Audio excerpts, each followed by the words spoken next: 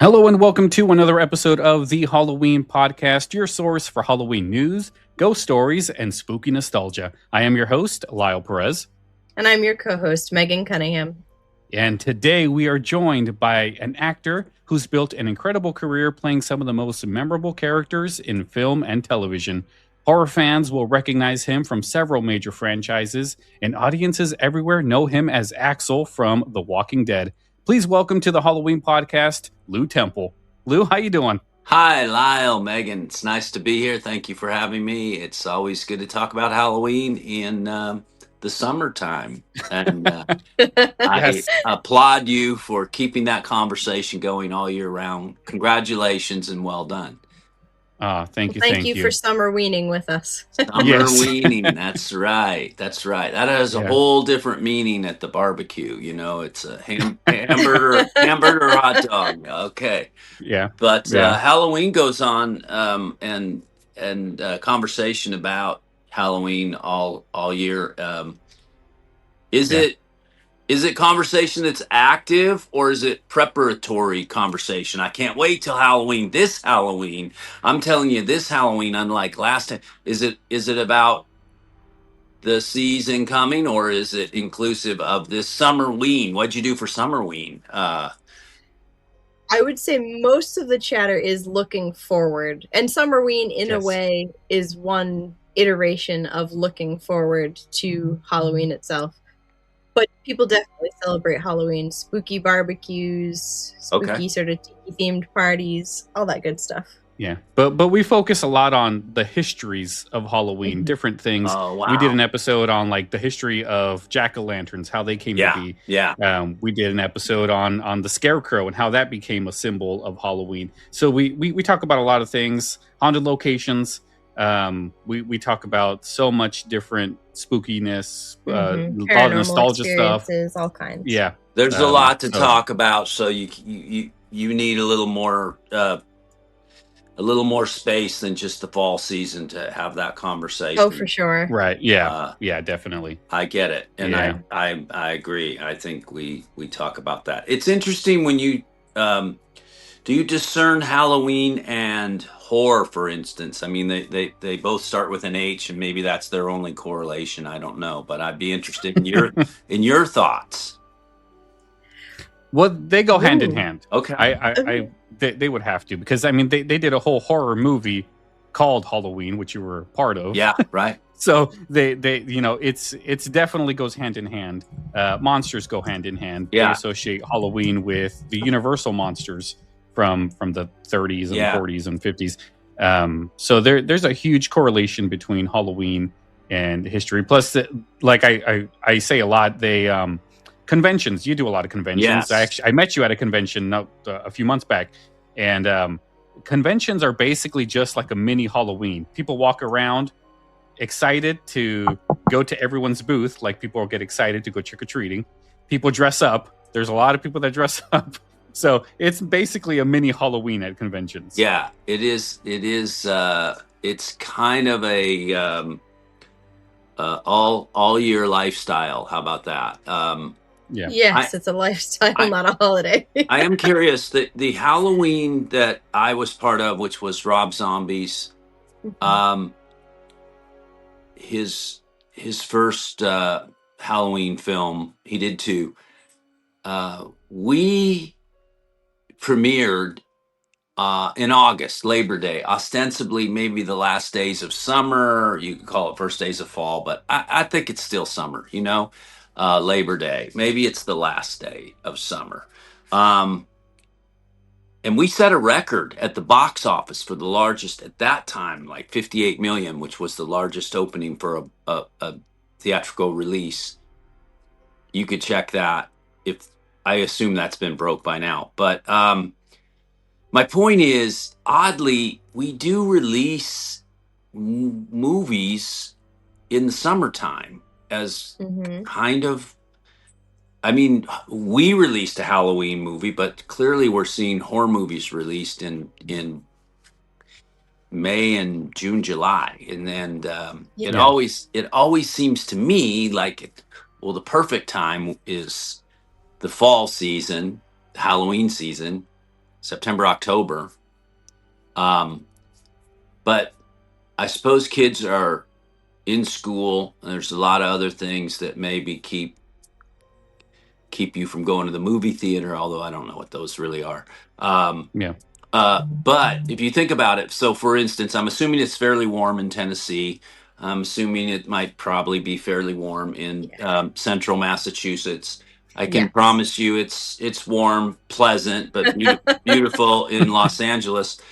But these are all opportunities to get out of the sun and the heat and into an air conditioned movie theater. Maybe that's the take on why open a Halloween movie in the summer Yeah. is to get I the think a lot of it too has to do with, especially when it's like a movie premiering in that time of year, is to do with when the award shows are, oh and when the stuff like that is going to happen. If someone thinks they might be up for something, they want to be in time to be reviewed and sort of seen for that.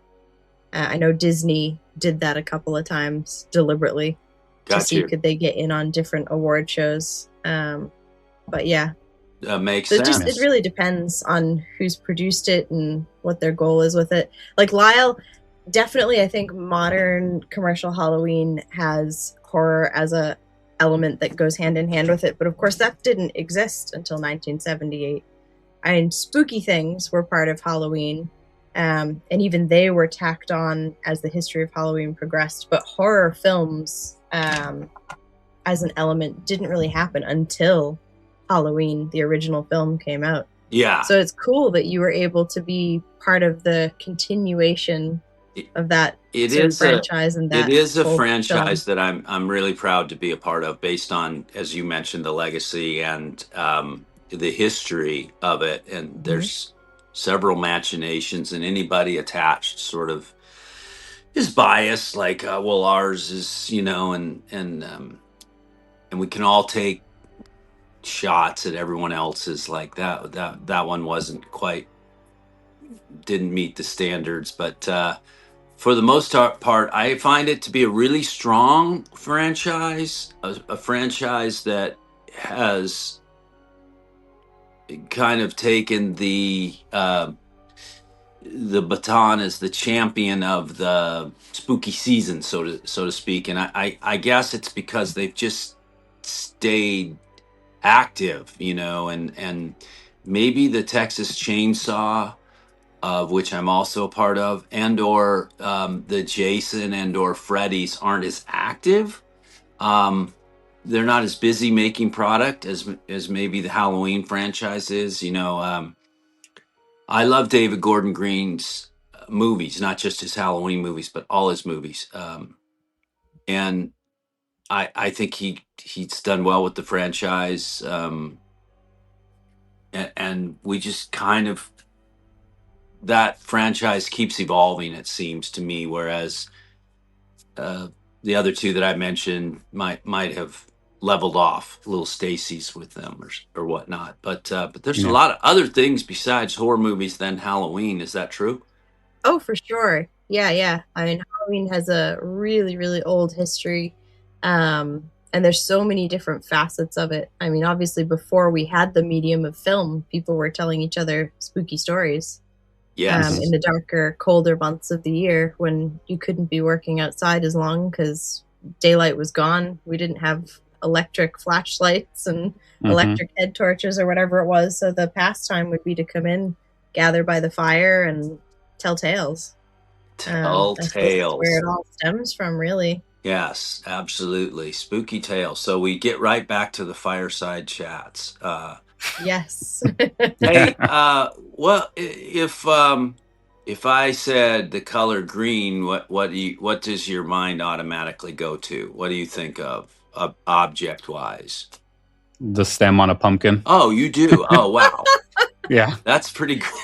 That is pretty specific, Lyle. And I went just trees. I was trees. not that specific. Trees. Where I was going was orange, the color orange. I think of Halloween with the color orange. Yep. Is that the two of you have that sensibility as well? Yes. Yeah, if I think of orange, I think of pumpkins, I think of Halloween. Okay, and is that Fall. that's pretty basic, eh? Yeah. Yeah. Okay. Orange and black are the main Halloween colors. I love orange as a color in general. I don't wear it just for Halloween, but I love the color orange. I have an orange coffee mug here. It's a great color. It's based on the state of New Mexico. It's a Starbucks mug. Oh, cool. New Mexico has kind of the firebrand earth, orange and red, and so it's deserty. Anyway, back to your questions. I'll let you actually do the interview. I apologize. No, you're okay. We're happy to answer any questions. Yes, I'll answer whatever you want. But I kind of wanted to go way, way back and actually talk a little bit about your baseball career.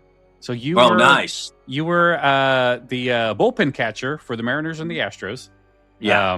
So when did you learn that you wanted baseball to be a big part of your life?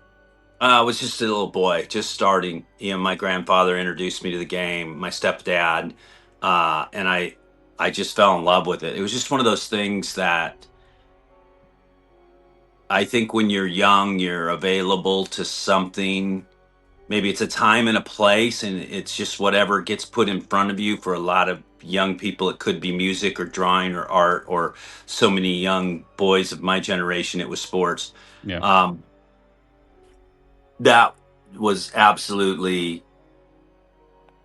the opportunity. I was smallish. I wasn't very good. I recognized that it was a sport that I could participate in by learning to master the skills as opposed to just strength and athleticism. So I was able to maybe develop a little bit in that arena as opposed to some place where size and strength might have been a little more serviceable. As it got down the road, ultimately, I think I could have used some size and strength. But I did understand the skill set that was required, and that intrigued me.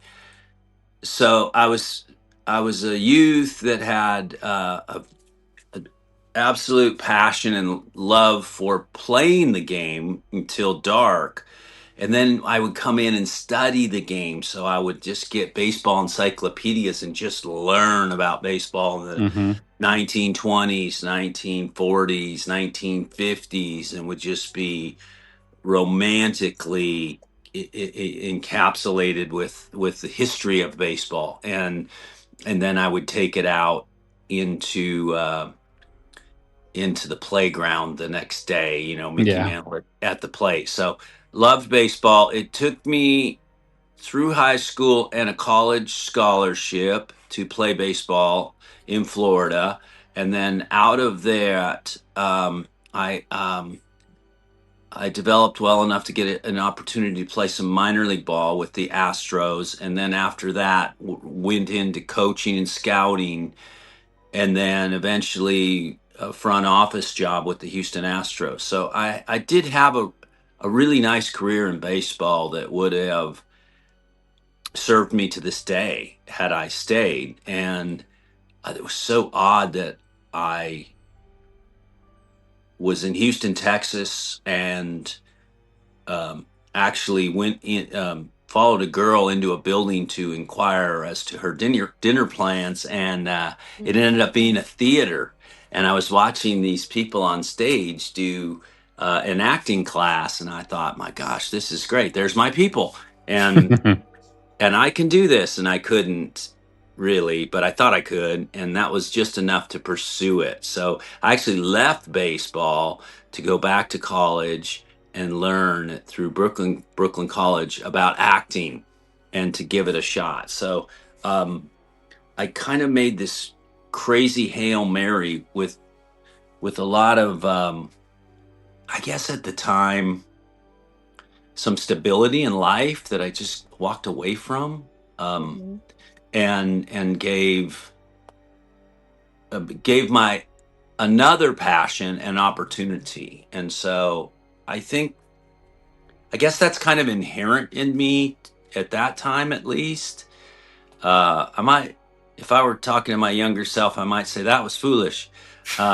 You're lucky it worked out, but at the time I didn't think about things. And it's so funny because also at the time, as a young person, and I'm talking from 10 to like 16, 17, I never considered that I wasn't going to play Major League Baseball.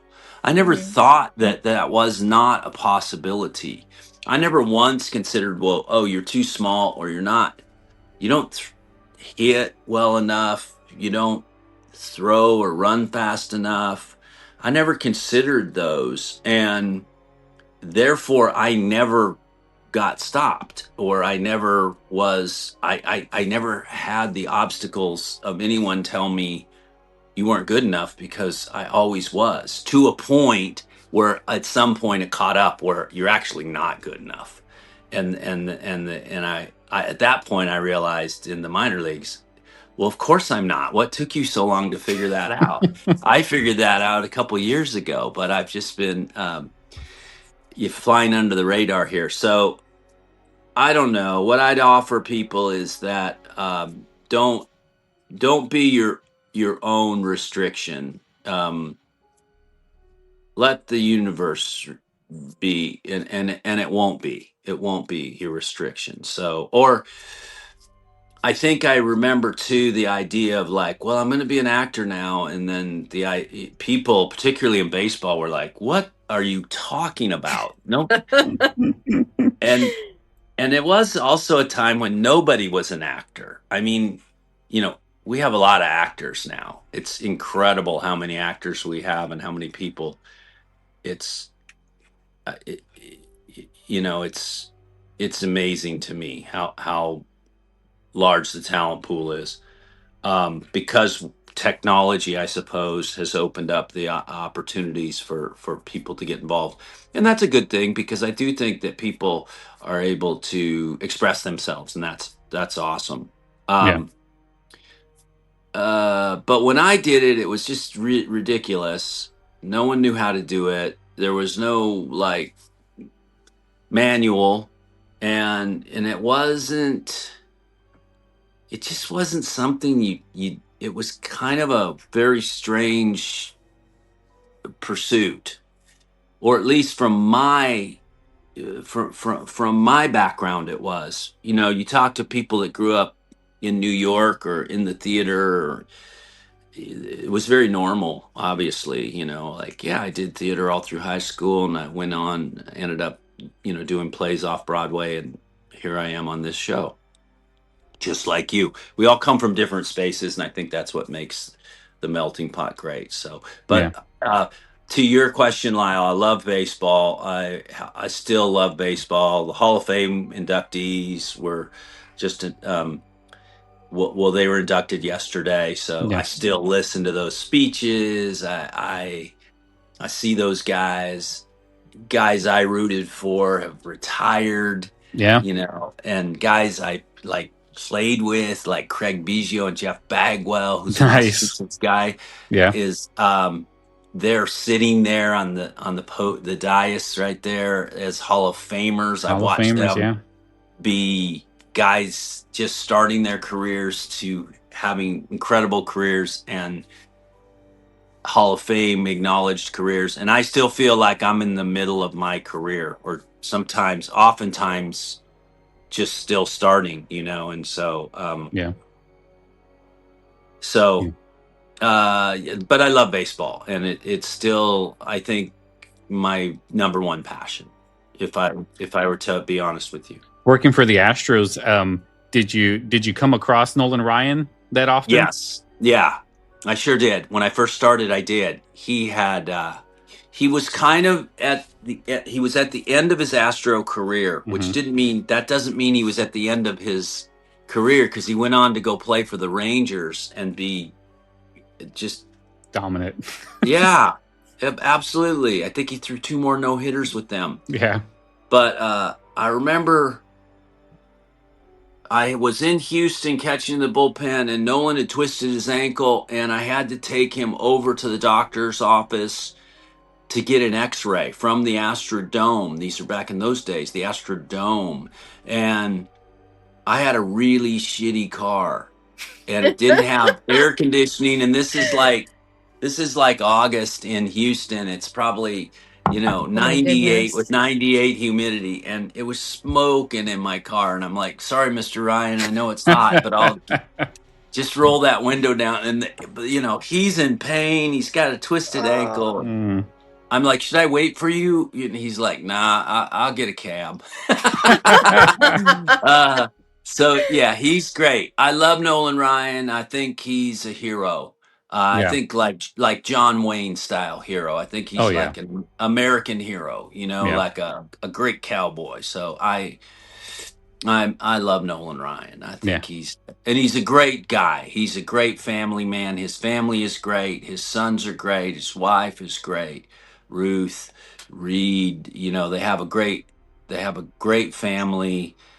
He's a good businessman. He grows beef in Texas. He owns banks. He's, part owner of minor league teams. So yeah, he's an American hero, man. He is, and probably one of the best pitchers that has ever played. The only one that I think would definitely be above him would be Pedro Martinez. Pedro was Yeah. something else. Pedro was something else, and they're entirely different in their physicality. Yeah. Interestingly, Nolan was a pretty strong guy, but very strong in his lower half, legs and trunk, and Pedro was, more wiry and thinner. Mm-hmm. But they both had great arms, and they both were very intimidating. Like they would pitch inside to make sure hitters didn't get too comfortable. Mm-hmm. So. Yeah. Both Hall of Famers, and they're just great. Absolutely, yeah, definitely man. deserve. But since you had your playing, and I see that one of your first acting credits was Angels in the Outfield. Yeah, based on my baseball background, I had known I was working for the Astros, and this is such an interesting story. It's not, maybe. I'm going to try and tell it as quickly as I can. A lot of times the owner would do things like the owner of the team would say, can you work out my friend's son? So at the very least, he can say he had a tryout with the Astros. And it might have been some guy that had only played golf. It typically was just one of these showcase things, but it's the owner of the team, and you just did what you were told. So I was told to go down to the field with some bats and balls and some gear and be dressed out, and I'm going to work this guy out or work out with him or something in the Astrodome. And I get down there, and I'm assuming it's going to be one of these trust fund kids, and it ends up being Charlie Sheen, okay? And Charlie Sheen's in town, Houston, doing a movie called The Chase with Christy Swanson, who I've since done a movie with and played her husband. Lucky man. Yeah. Charlie was getting ready for Major League 2 in his spare time. So we ended up working out together. He had a birthday party. I went to it. I met 2 guys, Irby Smith and Bill Deere. Sorry, Rob Deere played baseball. Bill Deere. We had this conversation, got on pretty good. And they said, well, Charlie's probably going to ask you to go do Major League 2. And I had a job. I was like, I'm working for the Houston Astros. I have a legit job with an expense account and a company car and a salary. And I'm not even thinking about that, really. But they invited me to do this movie they were going to do on the West Coast called Angels in the Outfield, which is a remake. And that sounded like, wow, that's somebody that really wants me. So I took vacation time, and I had accrued a lot of vacation time, and this was in the fall, early winter fall. We came out here to Los Angeles and to Oakland and did this in Anaheim and did this movie. And Carney Lansford, who was a Major League Baseball player for the A's and the Red Sox, was the consultant, and I knew Carney a little bit. And so I just came out to kind of get a job, which wasn't, I was a baseball player. I was a glorified extra, essentially. I mainly just played catch with Matthew McConaughey every day, and who was Not a bad gig. a very young actor that only had a couple lines in the movie. I had like one in the movie. I was kind of a contentious, unhappy player on the A's that gets, or on the Angels that gets traded to the A's, and we get in a baseball fight, and I kind of have to back down from a oversized catcher, and after I get hit with a pitch, and then there's this crazy play at the plate where I'm actually the catcher, and the ball's doing all kinds of goofy things with the Angels as Adrian Brody um, slides into the plate. That guy couldn't play baseball at all. Matthew was okay. The point of all this is during the course of that time, the Astros get sold. There's a new team owner, a new general manager, there's new management, and the guy that's running the team's a friend of mine who had worked for the Astros, Bob Watson, who also a Red Sox, former Yankee as well. He called me, said, "Hey Lou, don't worry about coming back." I said, "Uh-oh, I knew that, what that means." Extended vacation. So I did come back. He said, "Look, I'm not rehiring you, but I'm not firing you. I think you have this passion to follow acting. I'm giving you this, this hurts me more than it does you, but I'm giving you this." Yeah. And I was like, baloney. And at the time, there was like a players' strike, Yeah. and there was a hiring freeze. But the Padres called and offered me a job. And I think Bob Watson's words echoed in my mind that, if you don't give this an opportunity now, you never will, because baseball is a lifetime sport. So I turned that job down and went back to college to pursue acting. So Yeah. all roads do lead to baseball for me, one way or the other.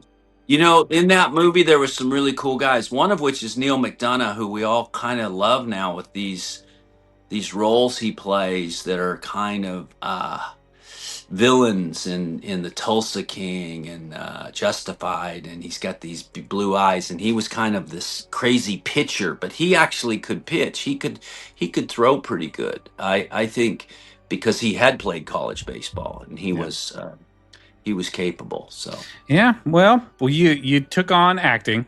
And then let's fast forward a couple of years. I saw that you were on Walker, Texas Ranger, not once, not twice, not three yeah, times, but four times as four different characters. isn't that crazy? And that's a time and a place in television where they could care less. They would Yeah. put a mustache on you, they would put a wig on you, and you would just be like a different guy. Yeah. I didn't think twice about that. I don't even think I changed my behavior or accents or anything. It was just the characters, Yeah. and they had enough faith in television at that point in time that the audience would just buy it. And holy cow, that was really fun because Chuck Norris was really a great guy. I have to say, he was like a good coach. He would show up. He goes, "Guys, thank you so much for being here. I'm going to do whatever I can to make sure you can get the best job. I'll try to stay out of your way. Maybe I'm not the best actor, but I'll do the best. You guys always make me look good, so thank you." He was great. I know it's really fun to make fun of Chuck, but the reality is he was just trying to do the best product he could, which for 10 years held up for CBS, and delivered the good guy versus bad guy theme heartily for middle America, for the especially people like my grandparents. So that I was always kind of the ne'er-do-well. I was always the problem, or the guy who knew where the problem started, and you know I I would end up at first you fight Chuck, Chuck beats you up, and then after a while you start fighting one of Chuck's disciples, Mm. like third down. The third guy down the list takes you out with a roundhouse. My final episode, Chuck Norris actually had to investigate my death. A kingpin had rolled into to Texas, into Dallas, and had murdered me, and that was the episode that Chuck had to actually figure out my murder, and it was Frank Stallone, Sylvester Stallone's brother. Nice. Nice. So that show was just a lot of fun because they had it down. It was just the cookie cutter, and they were really good at what they did, particularly stunts. Yeah. Yeah. Yeah. I heard that about Chuck Norris, that he was a very, very likable guy, very, very nice, very sweet. I Yep. do regret, because he was in Nashville a couple years ago, and I wanted to go see and meet him. But I couldn't make it. And then shortly after, I think a year or so later, he passed. And Yeah. that always made me sad, because Chuck Norris is made fun of a lot with the Chuck Norris jokes, but I think that's all coming from love. We all loved what Chuck Norris did in movies, and as a kid watching what's that movie with Jonathan Brandis, Sidekicks, watching Sidekicks as a kid, it was just Chuck Norris has a special heart, or a special place in my heart, that I don't think will ever be filled. And one of my treasures now is I got a signed card from Bill at Smoky Mountain Fan Fest, and so now I treasure that thing, because that's probably the closest thing I'll ever have to actually being that close to Chuck Norris. Yeah. He made a lot of people happy, and when I mean on television, he people loved that show. It was just an honest, he didn't use guns a lot. Although we did, people say he always just did, karate, but or kung fu. That's not true. There were a lot of guys that got shot. Uh, and there was always some stunt guy getting, shot and falling backwards through a wall or something. It was, whatever stunt they could figure out. I learned an awful lot about stuntmen and their work, and so I think it was a good place to cut my teeth that way, because I have a high level of respect as that goes for the stunt world. Yes. Well, let's move a little bit more forward. Now we're at Halloween. You were in Rob Zombie's Halloween, and that was what, 2007. So we're getting closer to the now time. So what did it mean to you to become part of Michael Myers' legacy? I think it was, well, I was honored, obviously. I think I was more proud to be part of Rob Zombie's ensemble at the time. I just knew that I'm one of Rob's soldiers, and I'm marching forward with whatever we're going to do, and so this is Halloween, and this is what we're going to do. And he had reached out to me very early, like one of the, first three maybe of being cast. I want to say that he had decided on Tyler Mane, and he knew that he wanted Danny Trejo, and then me. And I remember the three of us all being in Rob's office at the studio, at Raleigh Studio at the time, and Rob saying, "Well, look, here's how it's going to go. I think, Lew, I'm going to have you be the jerk, the asshole, and Danny, you're going to be the sweetheart." And I'm like, "Really?" And he goes, "Yeah." He goes, "I think you'll be a good asshole, Lew." And and I'm like, "Okay." And so that was great, because I got to know Danny Trejo better than I had previously, and we've since maintained a relationship. In fact, we have the same agent, Gloria Hinojosa.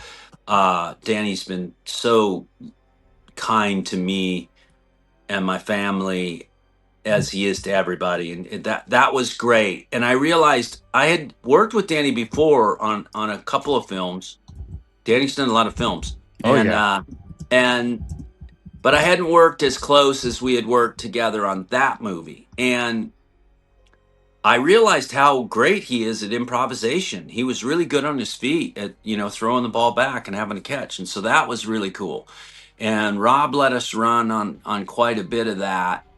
And then when we get into the mayhem with Michael Myers, that became so violent that I realized also athletically how competent Tyler Maine was. He wasn't just a big guy. He was a big guy that was light on his feet, that had Hmm. athleticism. He could lift, he could throw, he could run, these things. He was a football player, he was a wrestler, he understood. And he's a performer, he's a good actor. So all good things. And that was important to Rob, to hire an actor, not just a big stunt man. And for that Michael Myers, silent and violent, just behind that mask, to have some acting skill, some menace behind the mask. And so I think that really worked. And then the rest of the cast was just great, obviously.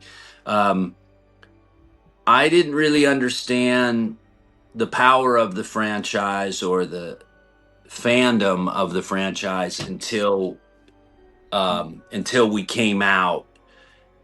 We were very aware of John Carpenter's original movie, and we were very respectful and trying as a group to pay homage to him and to his story and to his cast and everyone who had built that and started that franchise. And so we were um, working really hard to um, be inviting and ingratiating of the original Halloween. And so I remember having a chance to meet, Charles Cyphers and Nancy, and we would go out, Adrian Barbeau, we'd go out on press tours. Adrian is actually in our movie.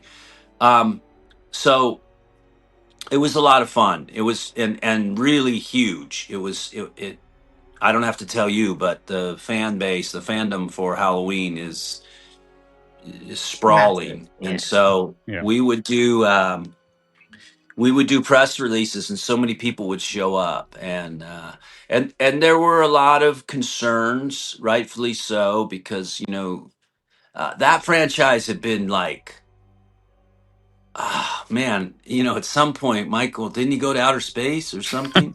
I mean, uh it had really maybe jumped the shark tank a couple times, Yeah. and to quote Fonzie. But we were trying to get it back into some sort of grounding and foundation, and I appreciate what we did. As you know, Rob has a director's cut that is, I have a scene in it that's omitted from the theatrical release, and that scene, the Weinsteins produced the movie, and of all people, Harvey thought the scene that is a rape scene. It's very exploitative. Uh, it's intense, and it was very difficult. And Rob made it.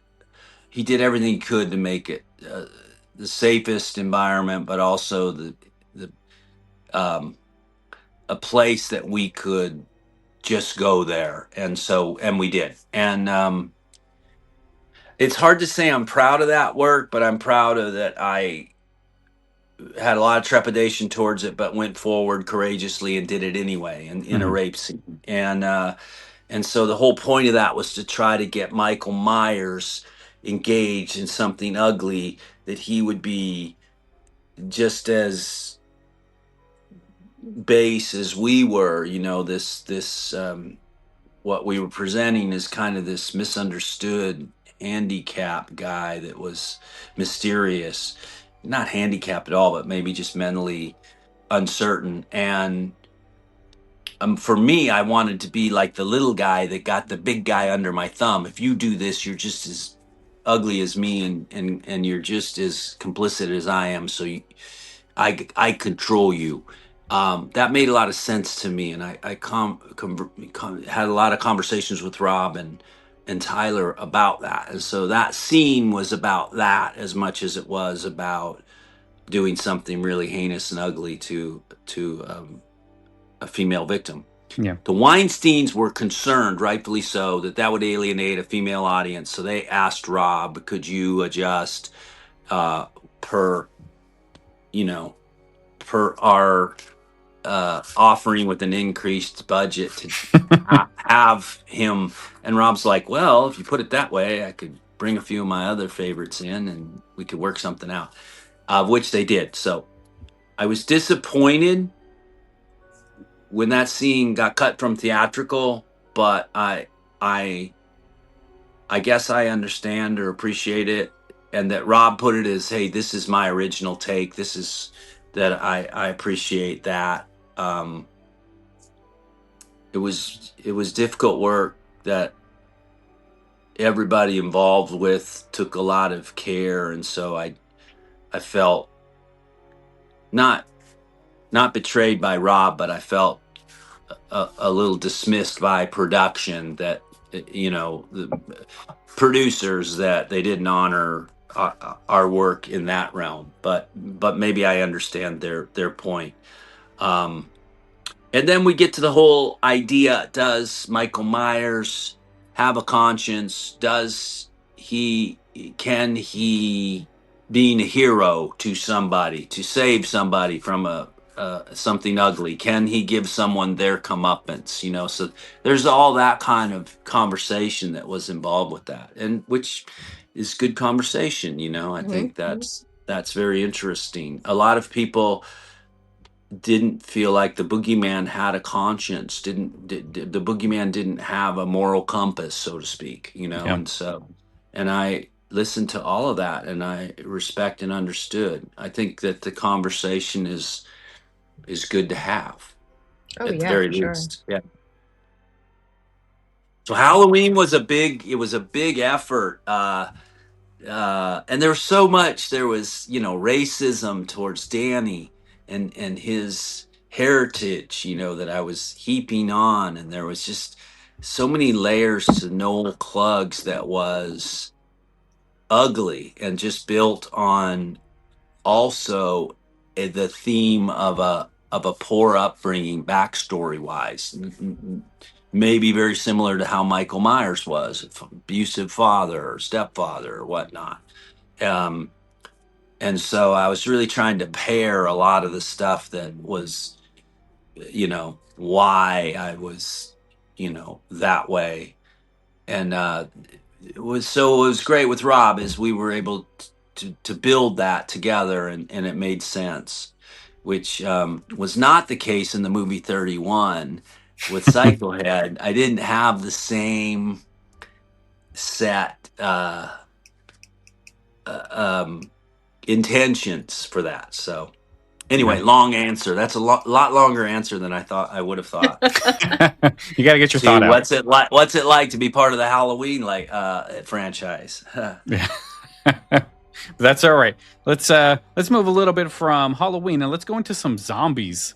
So Yes. you had a lot of people probably know that will know you mostly from Axel on The Walking Dead. But before The Walking Dead, you were on another zombie movie called Silent Night, Zombie Night. So did that Yeah. get you? Did that get you the role for The Walking Dead? No, it didn't. It did. A friend of mine, oddly, when I first started, I did a short film for Sean Kane, and we hit it off. And he's an editor now. He still makes movies, I'm fairly certain. And he remembered me and invited me to be part of this. And I really liked the idea of what that role was that he had invited me to, which was I had a child who had been infected, and I was trying to protect that child from that fever or that infection, up in this attic. I was trying to save that child, and ultimately realizing that I couldn't. I had to put that child down, and that decision and the terror of that was overwhelming. And it was kind of its own little movie for me. I don't know if it played well in the film, but the reality is, after he kills the son, he ends up killing himself. He just can't live with the whole idea of this world being as it is. So, that being said, that character, when I was on The Walking Dead with the governor who was trying to protect Penny, his daughter, at all costs, I totally got that. I totally understood that, and I really liked what David Morrissey, the actor, was doing with his governor. Mm. On Silent Night, Deadly Night, Zombie Night, it was great to work with Felissa Rose, who's a dear, dear friend of mine, and Vernon Wells, also a dear friend. So that was great. Uh, and it's got a little cult following. It's got a little Christmas uh, zombie vibe to it. We should have more of those. Uh, Yeah.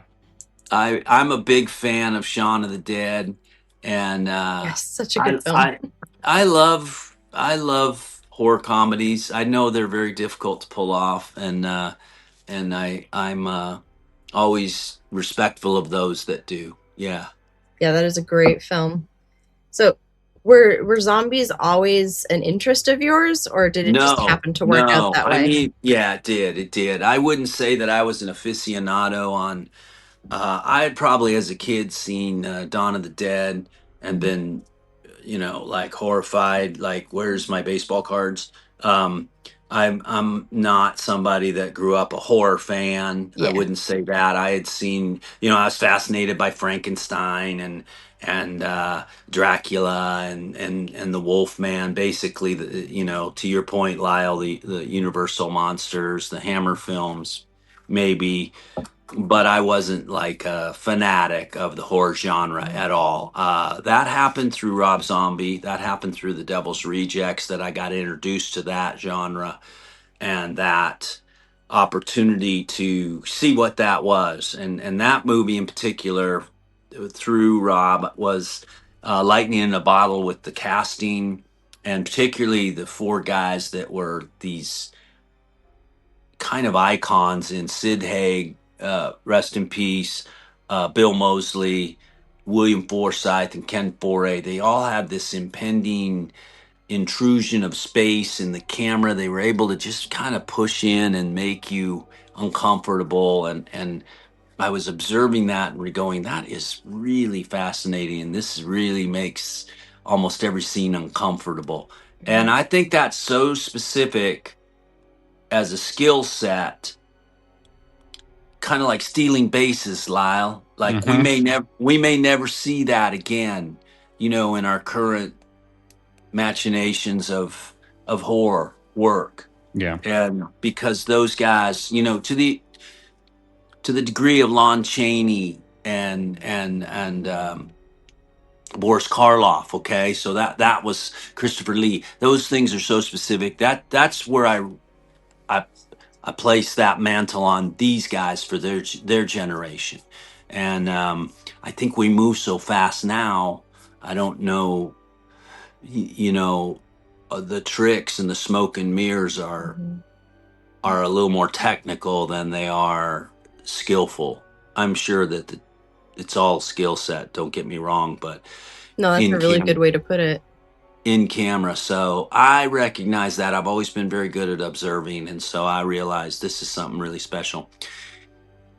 When I read The Devil's Rejects and read that a giant was dragging a naked girl through the forest, I was like, "What the heck?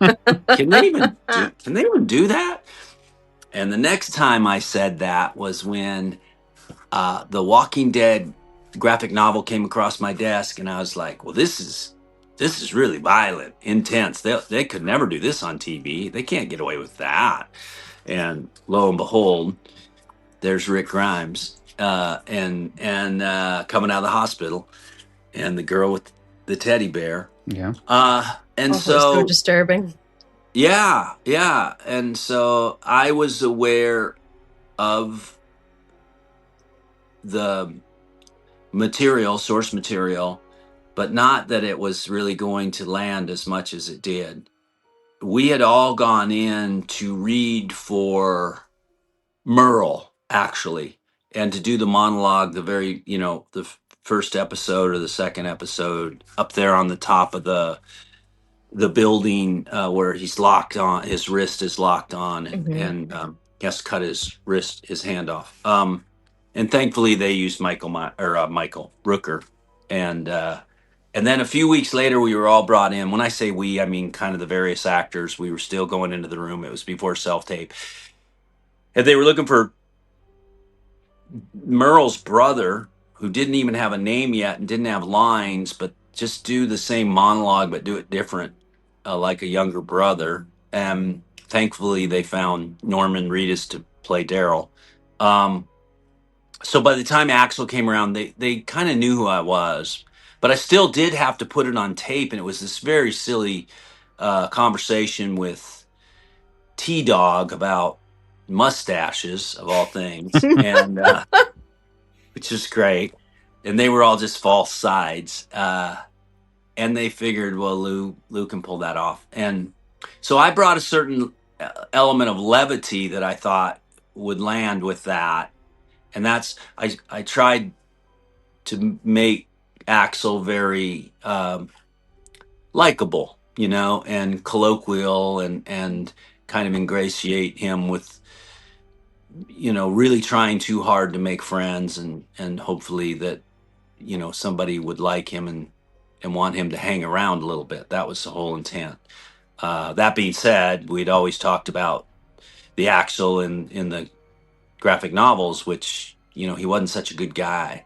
And so to reserve a few fangs in the closet, so if we did go that route, maybe he would uncover himself and all that is in the bottle wasn't in the recipe, so to speak. So really, again, just like the Halloween franchise, just an incredible property to be attached to, and the visibility of it. I would have never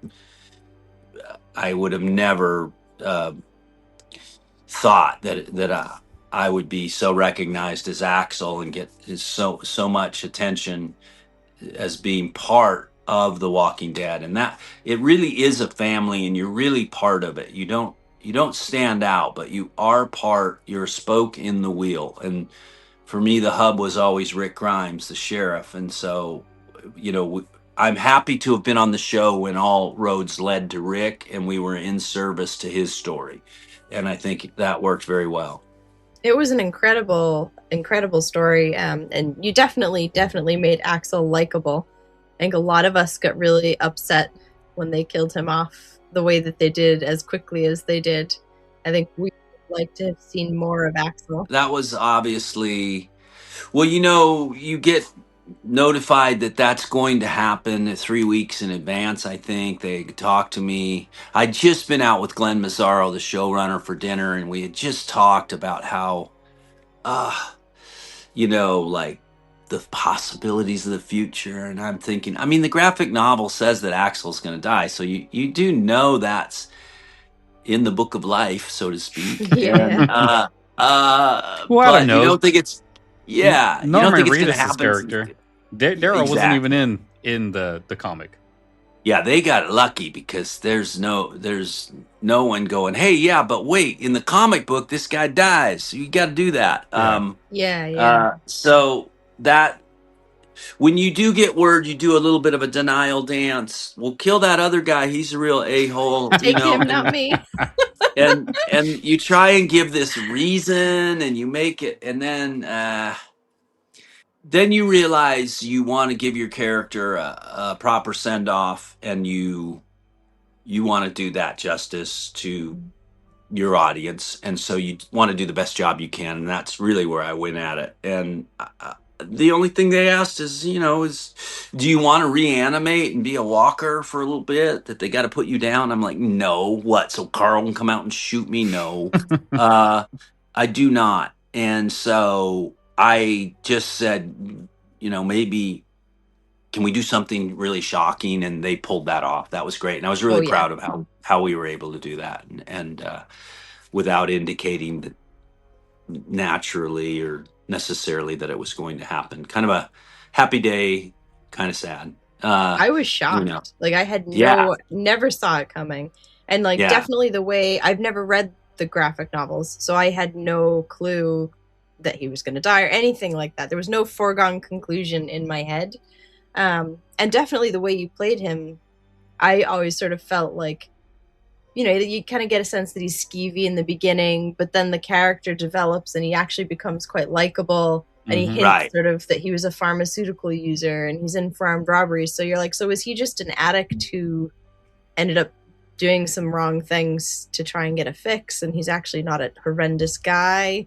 So when you died, it was just horrible. Like lots of Yeah, us out there were just, it really hit you. You're going, wait a minute, nothing is sacred on this show. Nothing. yeah. It was early enough too that hadn't been so many deaths.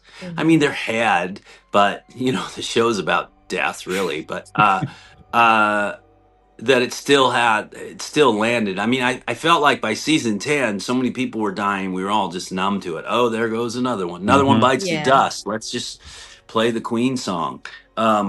But yeah, it was really an honor to be part of it.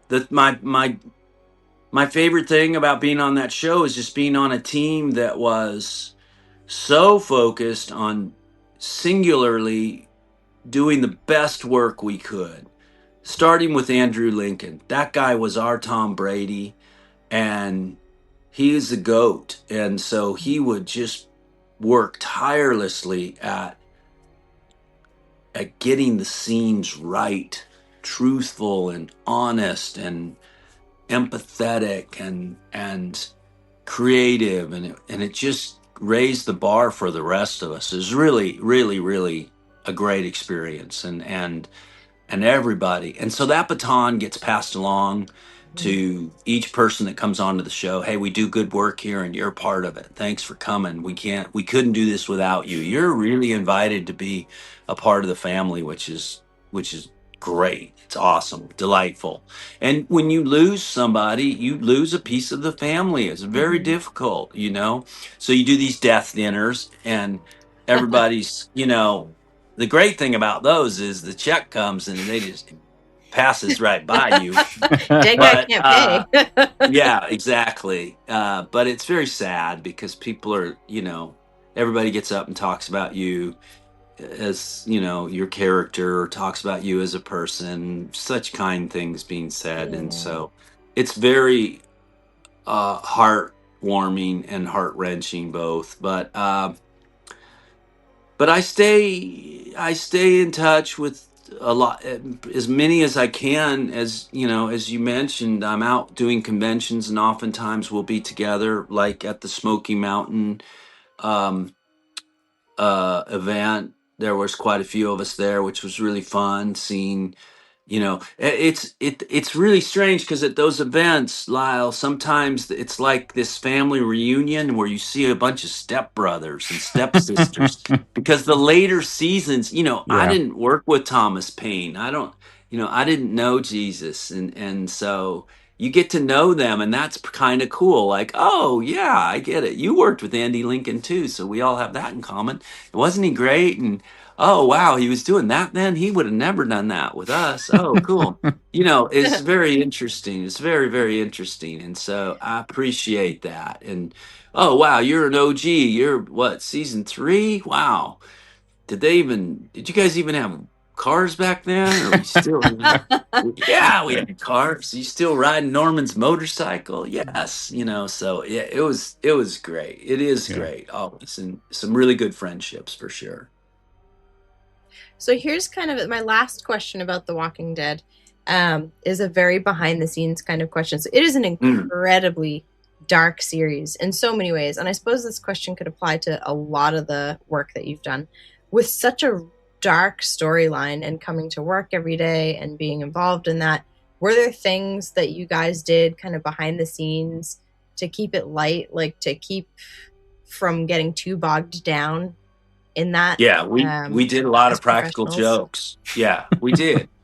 I mean, there was so much that was uncomfortable, and so much like we were pushing the envelope so much. And is this okay? there was such a high level of anxiety of like, man, are we doing the right thing? Can we get away with that? That we had to cut that tension somehow or another. So, for instance, and the season I was on, season 3, um, Andrew Rick was going through so much. He had lost his wife. He had a new baby. There was a lot of guilt, a lot of shame. Um, was the kid his? All of a sudden he's Joseph the carpenter with Jesus. Being born. He's seen the ghosts of his wife in a white dress. He's all of a sudden, he's Macbeth. He's doing all of these really heavy lifting acting efforts. So we would try at any and all costs to break his task, his focus. We would show up in like sombreros. We'd enter a scene. We'd have funny nose and mustaches. We'd do things in each other's trailers that weren't kind. There was a lot of a lot of pranks going on. And, at the end of the day, it could only be followed with just a chuckle and a laugh. And you guys, that's no harm, no foul. I appreciate it. Am I taking myself too serious? Yes, yes. Okay. But you keep doing it because our ratings are amazing. So keep doing whatever you're doing. And so that it was always a lot of good natured, ribbing and fun. And no rivalry and no diva and no show, no one-upsmanship, and nobody was trying to be the king of the show. It was great. So yeah, we had to break a lot of that tension. And it wasn't just us, it was crew. The crew was involved too. They would, camera guys would change your mark, and all of a sudden you'd be standing somewhere talking and the camera would be nowhere near you. Like, I thought you were going to be over, and That's so funny. Well, it's good to know that you guys had that break from it and that ability to kind of laugh between takes. we could only do that because we were that close. Yeah, you could only do that. Everybody was beyond professional, but but to be that close and to be able to have a laugh meant that we had accomplished something more than just ensemble. We were family. Yeah. So if it's all right with you, I'm gonna move into some personal questions. For sure. Yeah. Nothing too crazy. So I understand, if I'm correct, you grew up in Alaska. Yes. Well, I didn't really grow up there. I didn't grow up there. I was actually born there, and we moved right away after birth. So I don't have a lot of attachment to Alaska. That's fine. Yeah. Well, my question was actually going to be, what were your Halloween memories? And it works for wherever you grew up. Like, what were your Halloween memories from being a kid where you grew up? For a while, my mom was a single mom. So Halloween was very exciting, but it was a time before it was Halloween season, as you all are. You're the profundance of the Halloween season. It was a day. It was a night, and that started with going to school, where you could go in costume, but that costume was a mask, guys. And this is like, those molded masks that were typically Superman or Batman, Yes. maybe Robin with the little elastic band, and really cheap and cheesy, but it was just a mask. Mm-hmm. And it probably wasn't built around costumery until a little bit later. Even the old ghost costume would show up now and then with the pillowcase over with the eyes cut out. It's just really stupid. So and that we might have gone to school with the mask and been able to wear the mask, but again, nothing too I don't remember many devils, but I'm sure there were, but nothing too terrifying. And it was Mhm. all about the candy, and and you pretty much went with a pillowcase and and got that full. But then I remember the pumpkins came out, the plastic pumpkins, where they would hold your trick or treat candy. And that was really cool because that solidified that this was actually Halloween. Yeah. And I just remember the candy being glorious and just the shiny wrappers and the opportunity. And for me, there was still like Rice Krispie treats. There was still some homemade shit in there. There were still Yeah. apples. There was still apples. And oh, someone gave me an apple. Um, I don't know. I don't know who thought that was a good idea, or maybe it was a good idea, but there weren't razor blades. I never really encountered any of those where we started being a little concerned with that. Yeah. I do remember a few weird parties. Well, first of all, for me, Halloween was always about the Great Pumpkin and Snoopy and Linus Yay. waiting for the Great Pumpkin. Okay, so that was Yes. that was kind of our Halloween um, go-to mantra for the season. That was our celebration, was that Yes. event. And I'm not sure if bobbing for apples was ever a thing, but we did it just because Snoopy did it. And it's not an easy thing if you've ever tried it, and for a kid it's not easy, and it's sloppy and you're wet, and there's got to be a better way to do that maybe by now. Smaller apples or something different. I don't know who thought that was a good idea, but probably in the 1860 that was a lot of fun. Um, so we did things. Maybe there was a Halloween party. Somebody might have bobbed for apples, um, but it was mainly door to door and who was giving out candy. And there interestingly there wasn't economy size stuff when I grew up, so there wasn't the miniatures. Yes. Things were full boat. You had a full on chocolate bar, And you had a and pillowcase of them. yes, that was awesome. Yeah, lifesavers were oddly lifesavers were more Christmas stocking stuffers than Hmm. Halloween. But bubble gum, we got a lot of bubble gum, which that's a terrible idea as well because that ended up everywhere.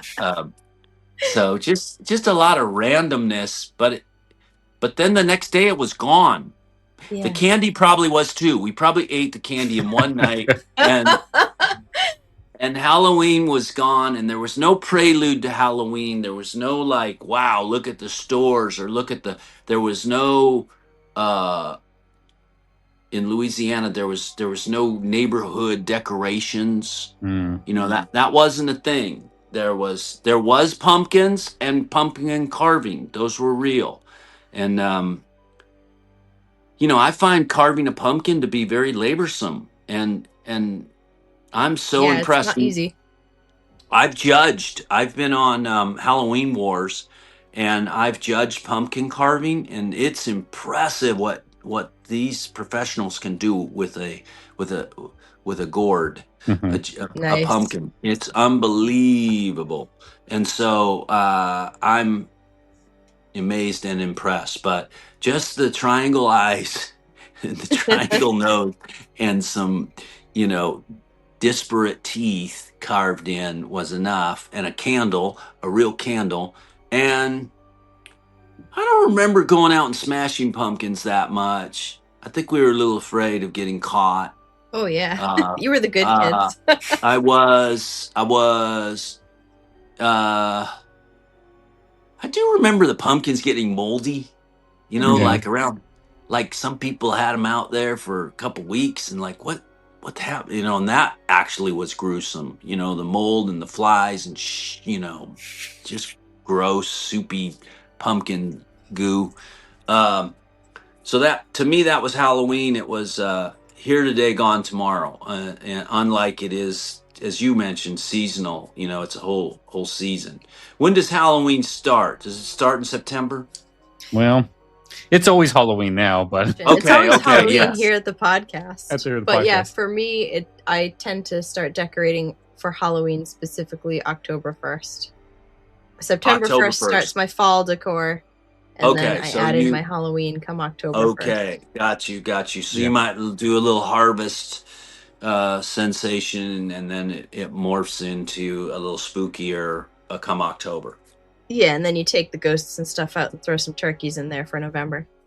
I think I'm not a fair person to ask because my birthday is actually October the 2nd, and I love baseball, and so I was always getting baseball cards for my birthday as opposed to like spooky Halloween stuff.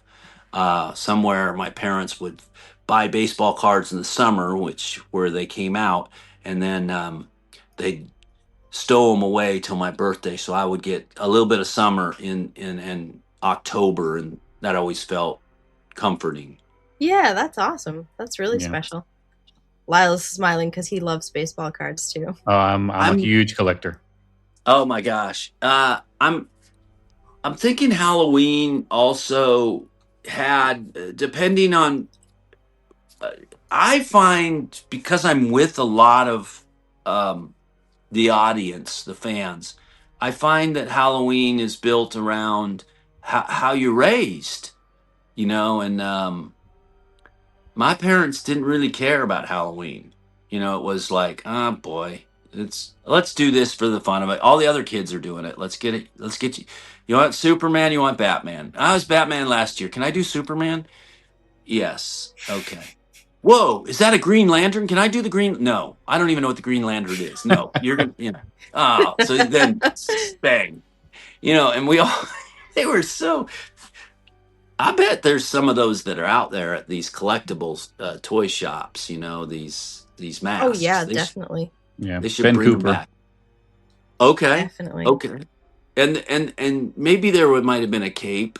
Maybe there was a cape that a kid would wear. That would be like the ultra accessory. He's got a cape on. He's not just Superman. He's the Superman. Wow. Yeah. That was fun. But I think if your parents were really into it the way now parents are, really into it, that can inform you a lot. Like Christmas, and to your it's point. all nostalgia, like at the end of the day with what you grew up with. Becomes nostalgic, and then you carry it forward because it means something to you. Some of the nostalgia things for me, Halloween, are two things that I see seldom. I don't know why. Speaking of apples, candied apples and caramel apples. Oh, love used them. To be kind of Halloween-ish, and I don't know what the candy apple was, like this hard shell over an apple, but like a sugary sugar, coat. yeah. I don't know if they still do that. I seldom see those. They're very homemade, obviously, but I think sometimes those used to get passed out at doors. You're right. I never see them handed out anymore, but I definitely see them if you go to an event or something. They're there to be sold, like from a stand or something. Yeah, and they're very labor intensive. Just imagine. So I don't know. Like there used to be these squares that were caramel. Yes. Yep. The little caramel squares that you use to coat the apples. Yep. So you cook those down. Melt them. Yep. Melt them with a little bit of butter. So you'd unwrap. Let's say you'd unwrap 100 of these things and then cook them down. It's just ridiculous. And now I think there's got to be and then you had to put them in the fridge to harden up. So you melt them down to harden up. But now I think that like cars, they have wraps. I think you can wrap. They do, them. Yes. Yeah. You can buy the wraps if you're so inclined. Yeah. All right. Are caramel apples Halloween? I would say so. Yeah. They come around during the Halloween time, and then they seem to magically disappear. Is cinnamon and nutmeg and allspice, is that Halloween? Anything fall really can fall under the Halloween umbrella as well, because of the time of year it falls in. You know, it's all the backdrop to Halloween. Yeah. You know, the Step Brothers starting to become Thanksgiving, right? You know, all of a sudden it's like, let's just keep Halloween going into Christmas, okay? And let's move on past the Thanksgiving. We weren't so good to the natives. We didn't really share maize with them. Yeah. And what are we celebrating Yeah. here? Let's maybe. But I love Thanksgiving meal. I wish. Oh, yeah. So what Halloween meal? What's Halloween meal? Like just candy. Yeah. Just Candy. That sack full of candy. Just high fructose, sugar induced spike. Yeah. Okay. Yes. Yep. Yeah. Pumpkin spice lattes. Is that a Halloween or is that fall? It is by virtue of fall. Yes. Okay. That was started by Starbucks. Starbucks was probably the first one that started the whole pumpkin spice back in the early 2000s. And from then, I mean, it just turned into a life of its own. The greeting cards, is there has the greeting card happy there are Halloween greeting cards. Oh yeah, definitely. Yeah, that's been around since like the 20s. Halloween. Okay. Yeah. I seldom get a Halloween card, I have to say. Well, if I ever see you at another show, I'll give you a Halloween card. I would appreciate it. But the Great Pumpkin still lives on. I think that is a big part of that Halloween. Yeah. Yes. And this is its 60th year. This is its 60th. Awesome. Yeah. So it's been around that long. We got one final question. For you. Have you ever been in a place that you saw something or you felt something that just wasn't right? Did you have some type of a paranormal experience that you just couldn't explain? Yeah. It's interesting because some of these filmmakers seek those opportunities out. We want to really authenticate our effort. And we're not trying to make Blair Witch, but if we can go into an asylum and build our scenes, this place is so creepy. Every now and then I will notice lack of invitation into a place. Like this room just doesn't want us. The lights aren't working. We can't get, they worked yesterday, you know, like, or did they? Okay, well, you say that, but they're not working now. So now we're going to have to produce our own lights. Okay. Oh, shoot, there's a short in the generator. Oh, okay. Oh, wow. So every now and then there's those elements, but I don't find them as much in those places as I do in normal places. So, for instance, in some beautiful setting like poolside in the night with some fruit trees and the moon, every now and then I'll look out my window and go, what is that? And it will seem to be an apparition, like an angel. So and I take it as a good sign. Every now and then there's this certain glow. So yeah, I do. There's a place in Pennsylvania called Pennhurst. Yeah. We filmed a movie called Imperatus. It was one of Tom Sizemore's last movies.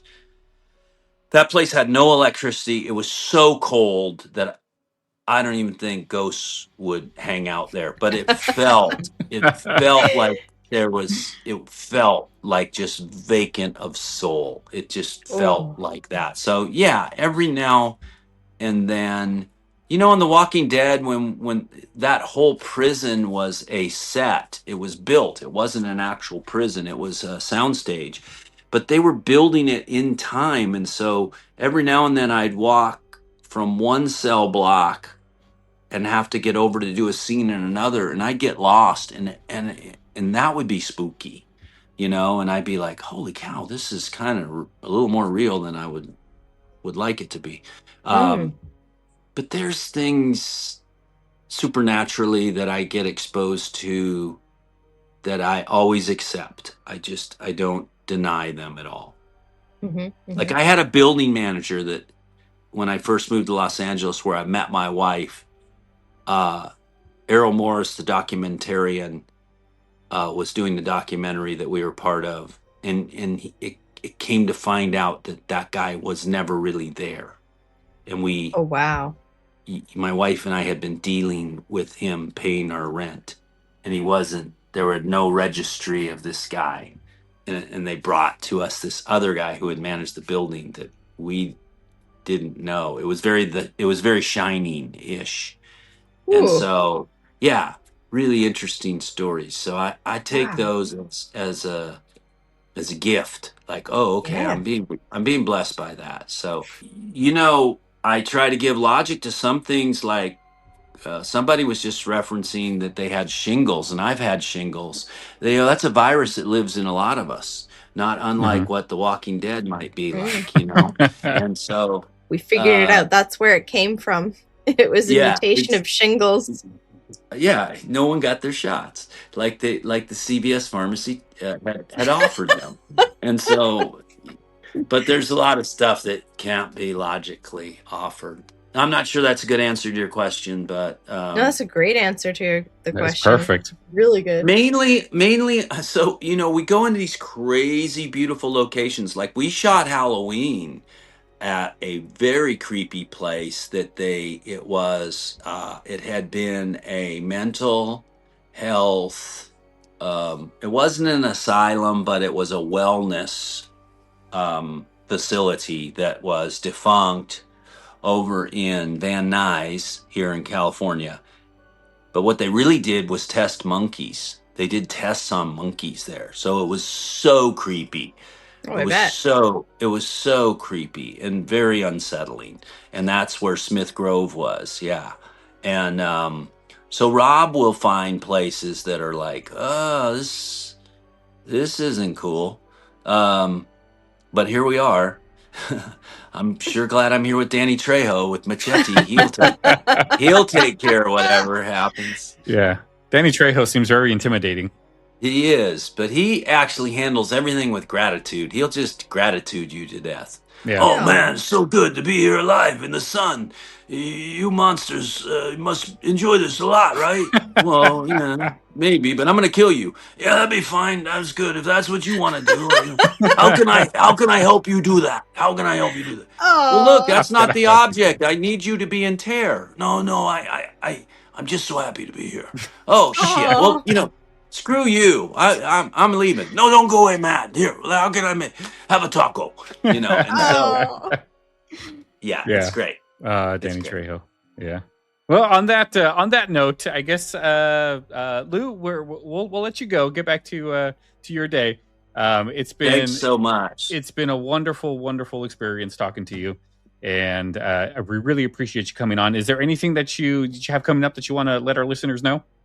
I have a bunch of movies coming up. One is called 1863, which is a Civil War piece, Nice. Nice. Gettysburg. It's a Christmas movie, all in all, but it's a coming home story. It's quite nice. It'll be very family friendly and historical, and we shot in Gettysburg, which is great. Nice. Uh, I have kind of a psychological drama called Fractured. It's not just me; it's John Abrams and me and Felissa Rose, and that is making its way forward. And then a family drama about addiction called Redemption Road, which is how addiction of a child can just cause havoc in a family. You're just always trying to protect your child, and they keep messing up. So yeah, I've got some product coming out. We're in a good place for horror. The evolution of it and the mainstream of it is just it's just moving very rapidly with obsession and back rooms and weapons and sinners. And just about the time I thought there were two camps, which camp are you in? Are you Terrifier or are you Smile? It morphs into even something more in mainstream, and we've got some shows like Widow's Bay, and so I think the evolution of storytelling has just attached itself to the horror genre. So maybe the Halloween stories find their way in there. I'm trying to think of so there's what's the original Halloween story with the jack-o'-lantern with well, the jack-o'-lantern started with they say it started with Stingy Jack. Yeah, that's it. Thank you. I'm attached to a movie called Stingy Jack. It will never get made, apparently. No, I think it's because it's Canadian. Do they celebrate Halloween in Canada? They do, not quite like we do, but yeah, they definitely do. For some reason, these Canadians just can't get it financed or something, but it really is a history piece, which is. I would be totally down for a film about Stingy Jack. Is there one out there that they've done? There's not that I'm aware of. Not. Oh, come on! We've got Krampus, right? We've got kind of Guy Fawkes in the Vendetta series. Why don't we have the Pumpkinhead? We should. We should. They've done different stuff with Stingy Jack in it, but no like actual movie that I can see. But that's something that definitely needs to be made. So Canada, get your stuff together so we can get this movie done. Okay, so would that be Rob Zombie, Eli Roth, or Damien Leone? Are you guys? So if I say, are you horror gore or horror lore? I'm gonna take a guess, but where do you land as a fandom? Yes, I am solidly horror lore. Like there are horror gore films that I enjoy individually. But as a general genre, I tend to go for more the supernatural stuff. I got you. Yeah. Same. Yeah, that's what I would have suspected. It's no generalization, no judgments, but I assume you guys. No, absolutely no judgment. There's room for all horror fans and all horror. I think that, and even new ones. I mean, basically, the corporate world is really horror centric now. It's like when Nirvana got cool, right? It's every businessman in Wall Street is into. Have you seen that new horror movie? It's so cool, And so, yeah, it's becoming more mainstream, which is which is good. So mainstream, yeah.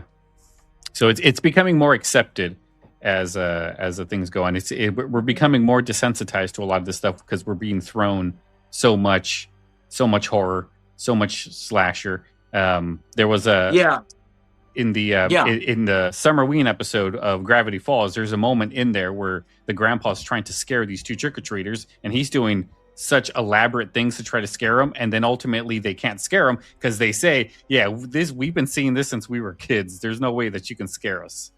That's it. Yeah, that is so it. Yeah. I think that we go to all ends to tell these just and we've gone through so many machinations of remember when we went through torture porn, I guess is what it was called, like the Hostel seasons, really really hardcore stuff, and then ultra violent, and then we spent forever in the apocalyptic sensation, right? And but I like a good ghost story. That's the truth. I do. Yes. Perfect. Well, Lew, thank you so much for coming on the show. We really appreciate it. All right, guys. Thank you. And if you guys make sure you check out all of Lew's stuff. Make sure you check out his movies. Support him wherever he goes. If you see him at a convention, go up to him. He's a very nice guy, very approachable, and get some signatures and get some stuff there. So until then, guys, we will see you later. You guys have a good night. Have a good night.